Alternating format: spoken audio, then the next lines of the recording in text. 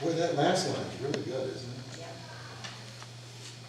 It's not what you do for God, it's what God does for you. That puts what we do in perspective. Because what we do is join God's mission by loving and serving others. We don't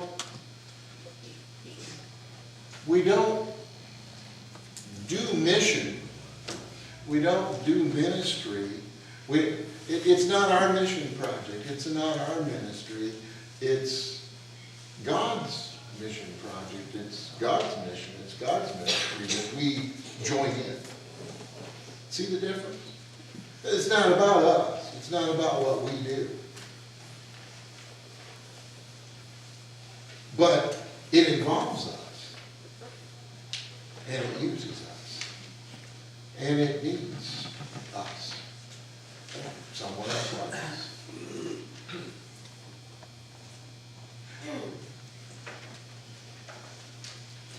The cherries will grow in the tree whether you harvest them or not. If you don't, the birds will. The birds get their portion anyway. If you don't harvest the fruit, it just rots. If you don't join in God's work, guess what? It gets done anyway. It's just not by you. God's mission will be completed, whether you join in or not. But because God will always find people to join in God's mission. The difference is whether you want to be a part of it or not. And the difference is whether or not you find that to be grace-filling for you. Last couple of weeks, we've talked about this Mary and Martha understanding of the needs that we have to attend to the means of grace in ways of piety and ways of prayer and communion and worship and fasting and those other kind of study, Sunday school, those kinds of things, and also the works of charity, the service things that we do, and how we grace and how we need a balance of that in our lives. How we need a balance of that as a church. That we can't get all one way or the other, and stay healthy. And so, right now we have a lot more people involved in hands-on ministry in our church, and we celebrate that. I tell you what, I'm probably one of the only pastors in the conference that gets the report that we have more people involved in hands-on ministry than we do in worship. I mean, that's really unusual.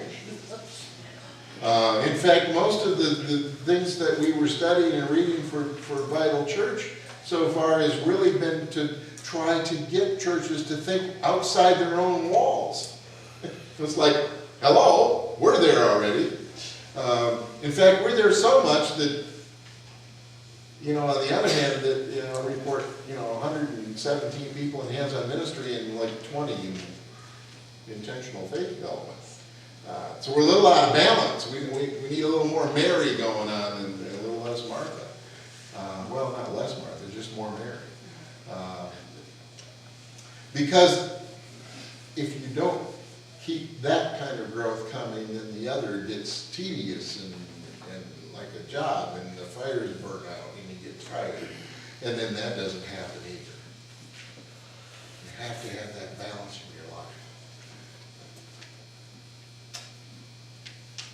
In our personal lives and as a church, if we're going to continue to love and serve others. And as I was thinking about this morning, and what a celebration it is for the heart that this congregation has. Between the food pantry and Kids Hope and the backpack program, and that's just, the kind of the biggies. Then there's all the other ways with prayer shawls and with nurture and visitation ministries and our parish nurse and and I'm forgetting 4 or 5 of them, I'm sure. You know, we have people all over this town involved in ministry. In fact, I think that we look at the current United Methodist logo, or motto, which is, or mission, I guess, is to make disciples to transform the world. I think we look at that the other way around. We think that our mission is to transform the world, to make disciples. And I think that's okay too. Because if you transform people's lives out there in the world, then they want to become disciples. They want to find out, you know, what it is that compels us to do the things we do, and who it is that inspires us and drives us to do the things that we do. So it's a wonderful mission, and we accomplish it well right here in our town, in our area. I don't know that there's many who aren't involved in some kind of ministry to those outside these walls. And we do it so that their lives are better. We don't do it to get more members. We don't do it to, get more money. We don't do it for any selfish reasons, really. Other than maybe that we understand that God fills us with grace when we do these things too. So we do get a little personal reward out of that.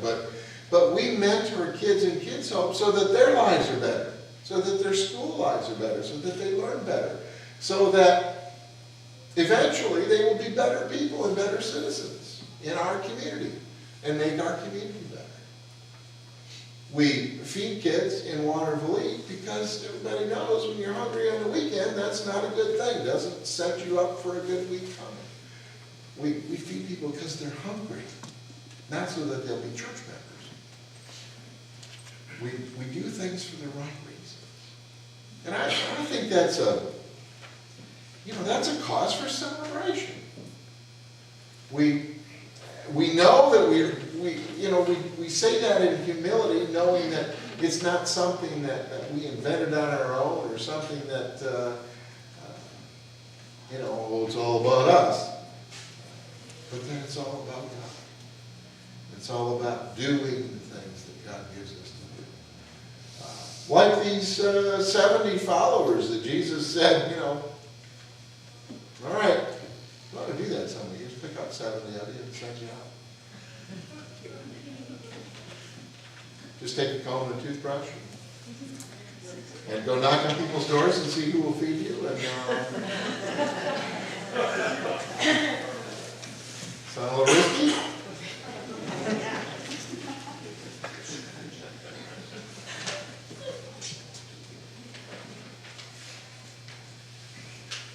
He did. And things worked out apparently. We don't have all the anecdotal, we don't know what happened to every one of them, but I'm sure there were a few that had to shake the dust off their feet.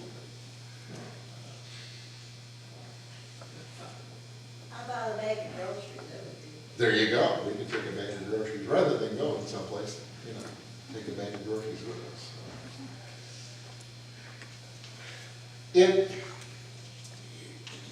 I get excited when I talk to other churches, other pastors, and when I get to tell them what we're about here. Because it's rare to have a congregation of people that are so dedicated to doing things outside their walls. And it does my heart good. There's probably more we could do, and that'll take a little more funding. And there's systemic things that we can address. And it's difficult. It's difficult to deal with the legal system. It's difficult to deal with the courts. It's difficult to deal with the politics. to make those systemic changes that are needed so that people don't get stuck in poverty, so that people don't get stuck where they are. Because so often the systems that we have create almost a permanent underclass. And how do we make those kinds of political changes and systemic changes that help people out of those situations? That's a little more difficult. It's a little more difficult to change the systems and the rules around food stamps and assistance than it is to feed people that come for food. I mean, that's an easier thing just to hand out food than it is to fix the system that creates that. And yet that's part of loving and serving others too. That's part of transforming our community by making those systemic changes that allows people to grow and blossom. And that's harder to do. Sometimes it means marching down streets holding signs. Back when that song came out, there towards the end of the whole civil rights movement, it took thousands of people marching in the streets to make change. Sometimes the church has to do that. Sometimes we have to make a statement. Sometimes we can work politically with different caucuses and groups with our politicians and with our local and city and state governments to try to change systems that don't work. That's another way we can transform and love and serve others. Those are more difficult.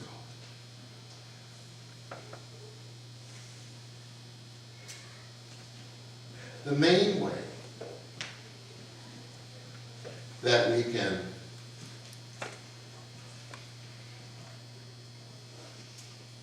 really speak to people is by addressing the needs they have. And one of those needs is in our text today. I mean, that's really an evangelism text. And sometimes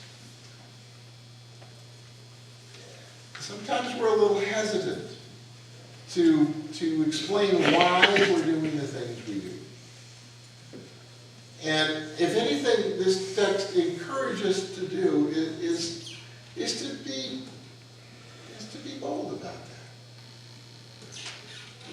We feed people, not necessarily because we're compelled to feed people. We feed people because they're hungry and because our Lord says that's something we should do.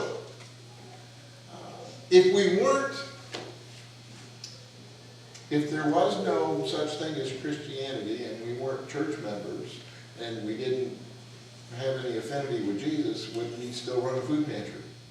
I mean, I don't know the answer to that. But chances are maybe not, because it's something that we do in response to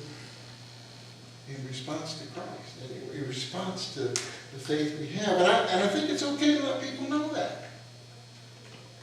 Now, we don't have to necessarily preach at them just so they can get a thing of groceries. I'm not saying we do that. But certainly there are those opportunities to let people know why we do what we do. And I think that's important too. To let them know that we do this because of the love of God. Because God has filled us. In fact, God has filled us to overflowing, so whether we have to give some of it, we have to share what God's given us. In that way, we harvest, in many ways, the fruit. And that makes us fruitful people. Not necessarily adding to the attendance or membership of any particular congregation, but adding to the people who know about our Lord and Savior Jesus Christ. Adding to the knowledge and the grace that God gives.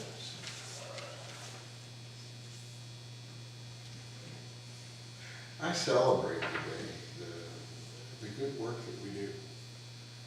I challenge us to remember not to forget the part that fuels that, the merry part. What we talked about last week, about growing in grace and growing in faith, and we need that too. Keep the fires burning.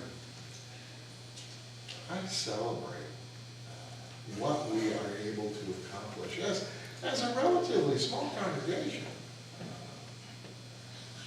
We are blessed to have the funds available to do the things that we do, and the people that are willing to do it.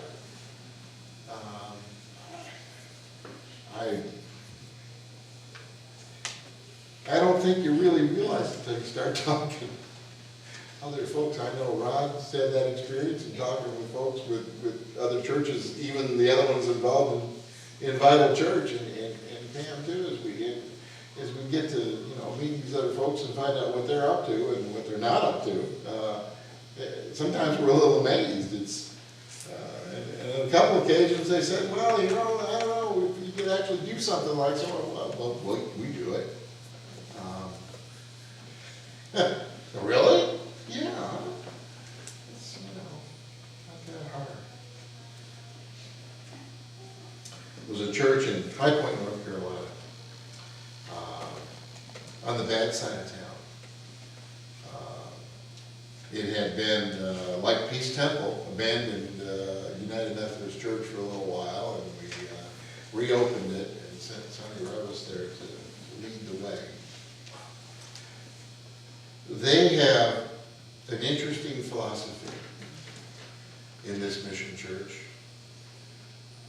When they see a need,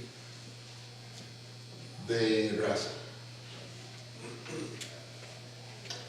They don't worry about where the money's going to come from to pay for it. If there's a need there, they tackle it. And so far, it's always been paid for. Now, that takes a lot of faith. They bought a house across the street to house recovering addicts. They started gardens. They did all kinds of programs. They put out, all they do is let people know what they're up to, and the money ends up being there.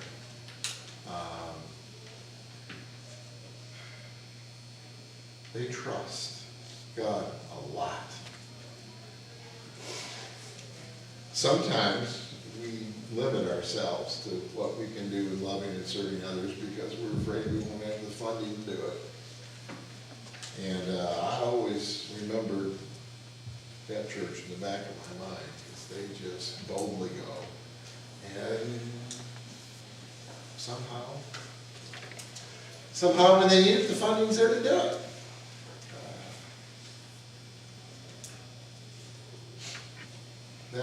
That kind of trust comes from that deep relationship we've had in faith development. To know that if we are joining in on God's mission, God will support it. And we can trust God to support it. These returning disciples came back and said, wow, this really worked. When you sent us out, we had our doubts.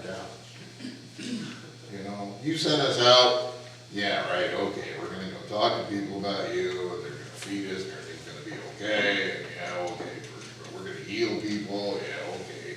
We hear you, Jesus, that's a good idea, fine, we'll go out, we'll do it, but, don't expect a whole lot. And they come back and they say, people were healed, we even cast out demons, it was wonderful. And Jesus says, I know, right? Isn't that something? I saw Satan just like a bolt of lightning going. It was like, isn't this great? That's what I pray for, wish for, hope for us is that kind of incredulous response to Jesus. to be that willing to do what he gives us to do and expect it to work. Not always. There's a few people probably had to shake the dust off their feet. Doesn't always work. But God will support God's mission all the time. So enjoy it. Don't worry about it. Because God is with you. Let's pray. Lord, you send us out every day to do your work. Sometimes we think maybe you won't go with us. I don't know why we think that. Help us remember that when we do your work, when we do the work you give us to do, you're going to be right there with us.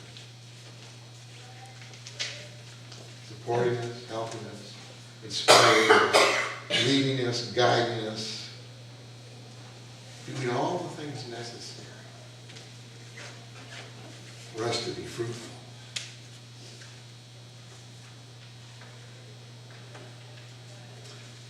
There's a great big orchard out there to harvest.